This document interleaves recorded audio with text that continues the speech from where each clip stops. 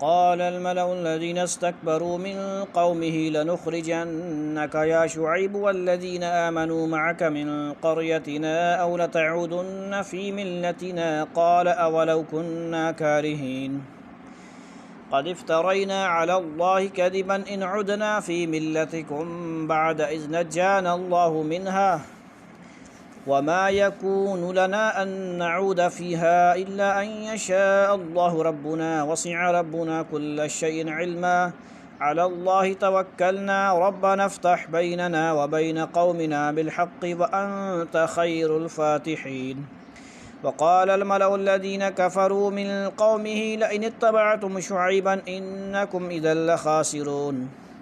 فأخذتهم الرجفة فأصبحوا في دارهم جاثمين الذين كذبوا شعيبا كأن لم يغنوا فيها الذين كذبوا شعيبا كانوا هم الخاسرين فتولى عنهم وقال يا قوم لقد أبلغتكم رسالات ربي ونصحت لكم فكيف آسى على قوم كافرين وما أرسلنا في قرية من نبي إلا أخذنا أهلها بالبأساء والضراء لعلهم يضرعون ثم بدلنا مكان السيئة الحسنة حتى عفوا وقالوا قد مس آباءنا الضراء والسراء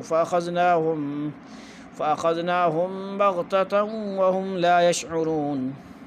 ولو أن أهل القرى آمنوا واتقوا لفتحنا عليهم بركات من السماء والأرض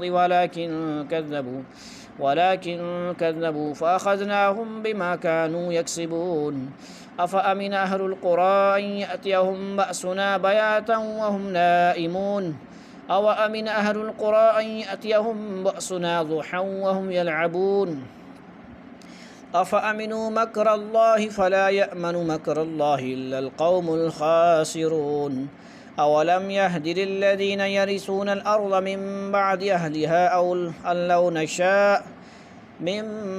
أهلها أن لو نشاء أصبناهم بذنوبهم ونطبع على قلوبهم فهم لا يسمعون تلك القرى نقص عليك من أنبائها ولقد جاءتهم رسلهم بالبينات فما كانوا ليؤمنوا بما كذبوا من قبل كذلك يطبع الله على قلوب الكافرين وما وجدنا لأكثرهم من عهد وإن وجدنا أكثرهم لفاسقين ثم بعثنا من بعدهم موسى بآياتنا إلى فرعون وملئه فظلموا بها فانظر كيف كان عاقبة المفسدين وقال موسى يا فرعون إني رسول من رب العالمين حقيق على ألا أقول على الله إلا الحق قد جئتكم ببينة من ربكم فأرسل معي بني إسرائيل قال إن كنت جئت بآية فأت بها إن كنت من الصادقين فألقى عصاه فإذا هي ثعبان مبين ونزع يده فإذا هي بيضاء للناظرين قال الملأ من قوم فرعون إن هذا لساحر عليم يريد أن يخرجكم من أرضكم فماذا تأمرون قالوا أرجه وأخاه أرسل في المدائن حاشرين يأتوك بكل ساحر عليم وجاء السحرة فرعون قالوا إن لنا لأجرا إن كنا نحن الغالبين قال نعم وإنكم لمن المقربين قالوا يا موسى إما أن تلقي وإما أن نكون نحن الملقين قال ألقوا فلما ألقوا سحروا أعين الناس واسترهبوهم وجاءوا بسحر عظيم وأوحينا إلى موسى أن ألقي عصاك فإذا هي تلقف ما يأفكون فوقع الحق وبطل ما كانوا يعملون فغلبوا هنالك وانقلبوا صاغرين وألقي السحرة ساجدين قالوا آمنا برب العالمين رب موسى وهارون قال فرعون آمنتم به قبل أن آذن لكم إن هذا لمكر مكرتموه في المدينة لتخرجوا منها أهلها فسوف تعلمون لأقطعن أيديكم وأرجلكم من خلاف ثم لأصلبنكم أجمعين قالوا إنا إلى ربنا منقلبون وما تنقم منا إلا أن آمنا بآيات ربنا لما جاءتنا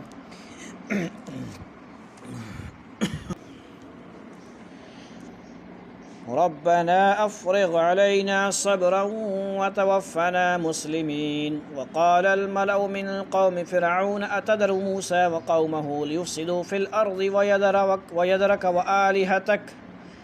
قال سنقتل أبناءهم ونستحيي نساءهم وإنا فوقهم قاهرون قال موسى لقومه استعينوا بالله واصبروا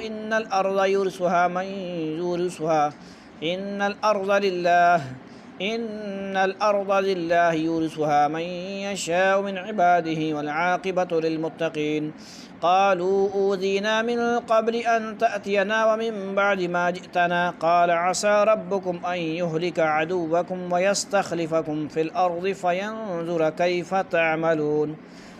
ولقد أخذنا آل فرعون بالسنين ونقص من الثمرات لعلهم يذكرون فإذا جاءتهم الحسنة قالوا لنا هذه وإن تصبهم سيئة يطيروا بموسى ومن معه ألا إنما طائرهم عند الله ولكن أكثرهم لا يعلمون فقالوا مهما تأتنا به من آية لتسحرنا بها فما نحن لك بمؤمنين فأرسلنا عليهم الطوفان والجراد والقمل والضفادع والدم آيات مفصلات فاستكبروا وكانوا قوما مجرمين ولما وقع عليهم الرجز قالوا يا موسى ادع لنا ربك بما عهد عندك لئن كشفت عنا الرجز لنؤمنن لك ولنرسلن معك بني إسرائيل فلما كشفنا عنهم الرجز إلى أجل هم بالغوه إذا هم ينكثون فانتقمنا منهم فأغرقناهم في الجم بأنهم كذبوا بآياتنا وكانوا عنها غافلين